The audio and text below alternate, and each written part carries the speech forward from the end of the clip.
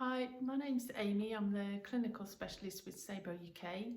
In this short video, I'm going to give you some starter exercises and principles behind them to use with the SaeboGlove. For those of you who haven't got that much movement in shoulder and elbow and the hand, so some low-level starting exercises.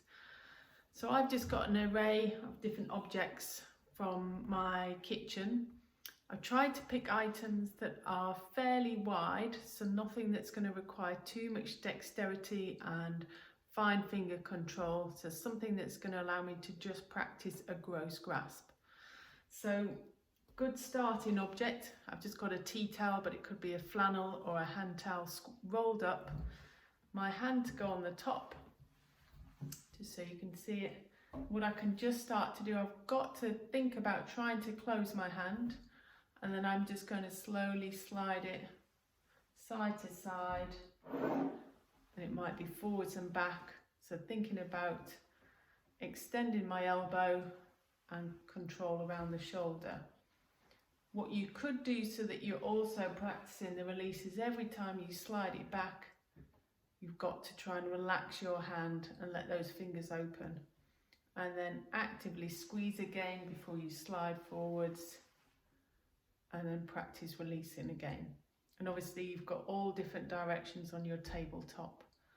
By working on the tabletop, I take the weight of gravity away from my upper arm to make this exercise a little bit easier. Specifically focusing on grasp. So I've gone for a hard water bottle that are fairly firm rather than the disposable drinking bottles you can buy that are a bit too squashy. And again, decent size. You may need to hold it still with your other hand so that you can really focus on getting your hand around, grasping, and then thinking about trying to bend your elbow, aiming towards your mouth to take a drink. And that's really going to be down to how much elbow control you've got. So some of you might be just here and then back down, and then gradually aiming over time to actually getting it up to your mouth. It might be that you even have to start thinking about the movement and you're assisting with your other arm to get there. And then every time you come down, again, you might need to just hold that bottle whilst you think about relaxing and letting go.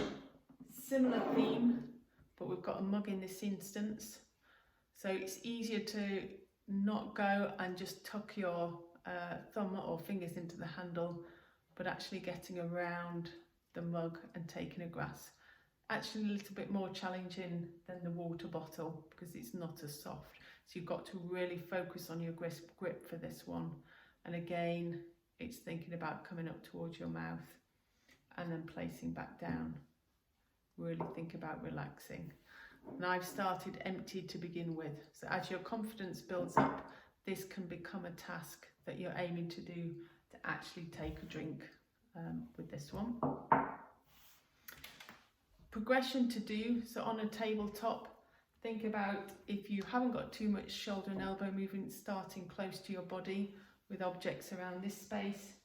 As you're progressing out to try and focus on more shoulder and elbow, have the objects a little bit further away that you've got to go towards and sliding across.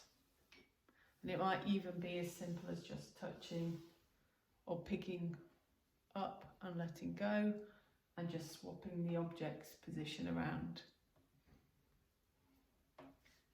What I'd always suggest at the end is think about a functional task, an everyday task. So I've got an apple, but it could be a banana or a chocolate bar.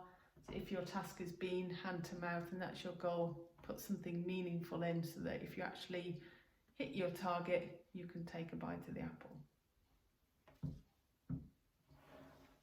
Thank you.